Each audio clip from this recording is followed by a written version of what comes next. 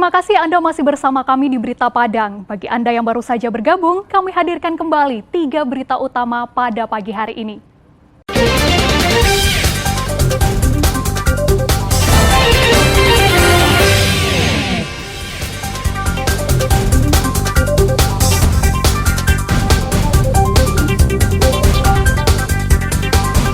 Bapak 3 anak, cabuli 3 bocah laki-laki di Padang Panjang.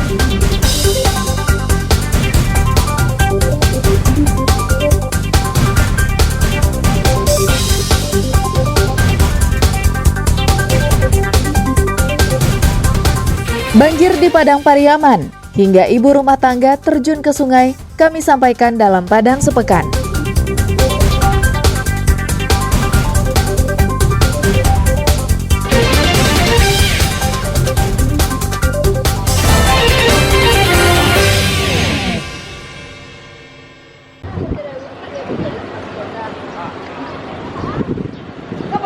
Sejumlah pengurus partai politik yang ada di Kota Padang sejak Kamis pagi mulai mendatangi kantor Komisi Pemilihan Umum yang terletak di Kelurahan Gunung Sari, Kecamatan Kuranji. Puluhan kader dan pengurus cabang dipandu sejumlah bujang gadih berpakaian adat Minang memasuki ruangan kantor KPU. Mereka menyerahkan daftar nama bakal calon anggota legislatif yang akan maju di pemilu 14 Februari nanti. 5 komisioner KPU Padang menerima berkas pendaftaran untuk diperiksa. Sejak tanggal 1 Mei lalu, KPU telah membuka pendaftaran bakal calon legislatif. Namun baru di hari ke-11, pengurus partai mulai melakukan pendaftaran. Batas akhir pendaftaran caleg ini ditetapkan sampai tanggal 14 Mei ini, yang berarti tinggal 3 hari lagi. Sedangkan jumlah partai politik yang bakal ikut pemilu tahun ini berjumlah 18 partai politik. Pengajuan bakal calon hari ini itu harus dilengkapi dengan persetujuan DPP. Nah, jadi setelah partai politik tingkat kabupaten kota itu melakukan seleksi, nama-nama hasil seleksi itu dikirimkan kepada DPP untuk mendapatkan persetujuan. Tentu ini butuh waktu. Ini yang pertama. Kemudian yang kedua, untuk syarat bakal calon, ini kan jumlahnya juga tidak sedikit. Kemudian syarat-syarat ini juga perlu kita sesuaikan dengan prosedur yang berlaku di beberapa instansi. Karena satu partai politik, proses pendaftaran memakan waktu 1 hingga 2 jam, tergantung kelengkapan dokumennya. Pendaftaran akan ditutup hari Minggu pukul 23:59 waktu Indonesia Barat. Arsep Kusnadi melaporkan dari Padang.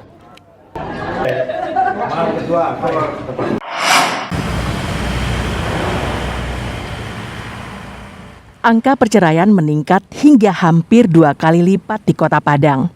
Kepala Pengadilan Agama mengatakan, jika setiap bulan rata-rata pasangan suami istri yang mengajukan perceraian sekitar 60 pasang, namun usai Lebaran jumlahnya naik hingga 100 pasang.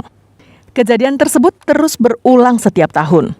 Meningkatnya perceraian usai Lebaran tersebut dipicu karena di bulan Ramadan, pasangan yang akan mengajukan perceraian banyak mengurungkan niatnya karena dilarang oleh pihak keluarga maupun nenek mama mereka masing-masing. Namun karena tidak mendapatkan jalan keluar yang lebih baik, akhirnya pasangan yang telah berniat bercerai tersebut memasukkan permohonan mereka ke Pengadilan Agama.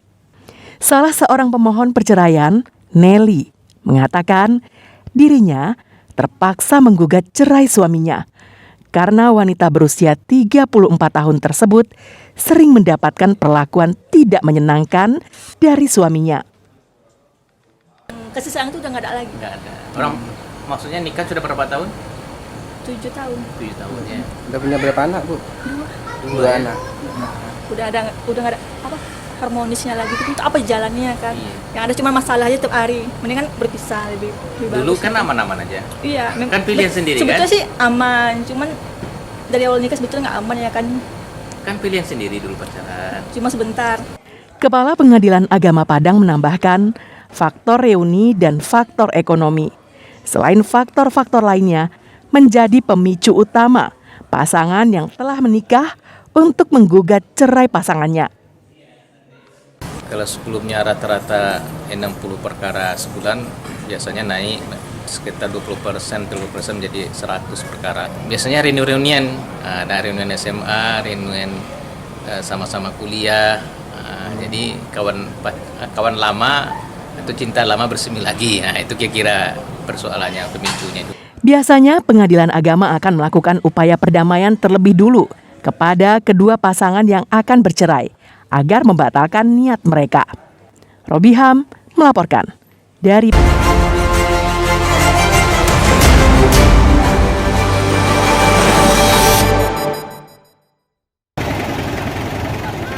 Ratusan rumah warga Korong Padang Pau, Ulakan Tengah dan Sabaris, Kabupaten Padang Pariaman, terendam banjir. Ketinggian air di wilayah tersebut mencapai 1 meter. Banjir terjadi akibat lebatnya hujan melanda Padang Pariaman dari Sabtu siang sampai Minggu pagi. Akibatnya 2 sungai meluap, yaitu Sungai Batang Anai dan Sungai Ulakan. Dalam 5 tahun terakhir, banjir di daerah ini menjadi rutinitas dan terjadi setiap 4 bulan. Warga setempat telah mengusulkan ke pemerintah untuk menormalisasi aliran Sungai Batang Anai dan Sungai Ulakan. Namun usulan tersebut tak diindahkan.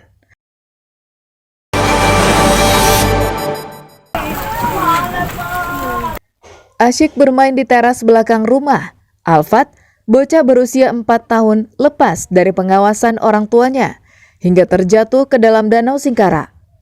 Sebelumnya, korban bermain di teras belakang rumah orang tuanya di Jorong Batu Limba, Nagari Simawang, Tanah Datar. Tidak ada pengaman atau pagar pembatas sama sekali, sehingga saat terjatuh, korban langsung masuk ke dalam danau. Sempat hilang selama 2,5 jam. Akhirnya anak dari Alfi Arisandi ini ditemukan oleh warga dalam kondisi mengapung di danau sekitar 50 meter dari lokasi jatuh. Korban langsung dilarikan ke puskesmas terdekat, namun nyawanya tak bisa diselamatkan.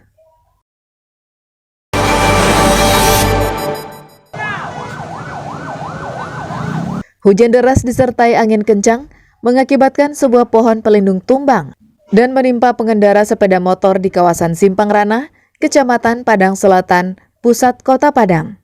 Pohon pelindung berjenis pohon kedondong, berdiameter 80 cm dan panjang 20 meter, tumbang, dan menimpa Endar Muda Nasution, 60 tahun, pengendara ojek daring, yang sedang berteduh di bawah pohon tersebut. Korban ditemukan tidak bernyawa lagi. Petugas BPBD Padang dibantu warga sekitar mengeluarkan korban dari himpitan pohon tumbang tersebut. Pohon juga menutup akses jalan.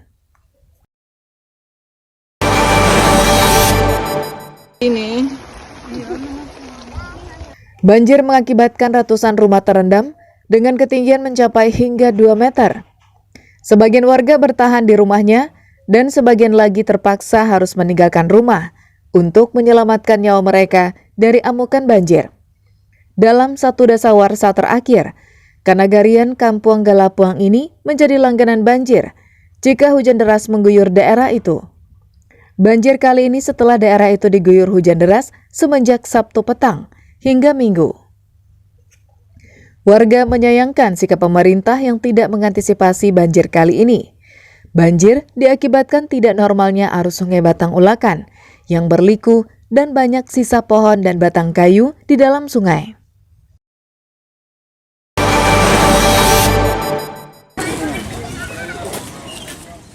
Jembatan Kayu Gadang, Kecamatan Lubuk Alung, Kabupaten Padang Pariaman, ambruk.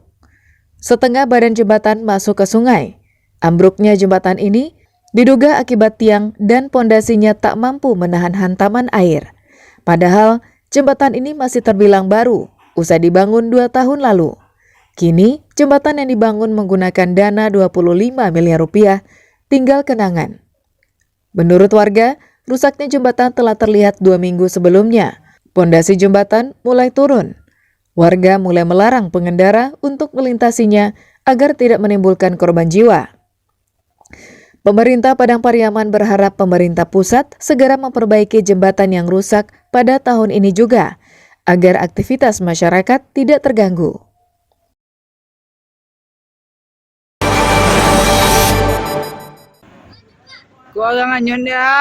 Sumiatun, warga Jorong Harapan Mulia, Kecamatan Tiumang, ditemukan mengambang di aliran Sungai Batanghari, sekitar 15 km dari tempatnya melompat.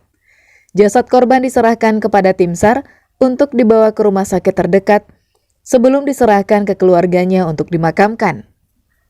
Senin sore lalu, Sumiatun terjun ke Sungai Batanghari. Ibu rumah tangga ini terjun ke sungai dengan cara melompat dari atas jembatan Sungai Langko setinggi 20 meter.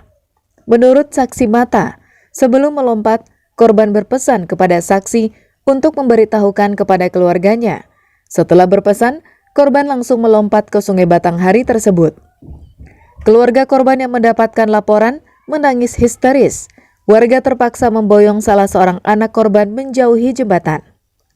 Polisi yang memperoleh informasi mencari korban dengan tim SAR gabungan yang terdiri dari Basarnas, BPBD Darmasraya, tentara, polisi, dan dibantu warga setempat. Pencarian menggunakan 3 perahu karet.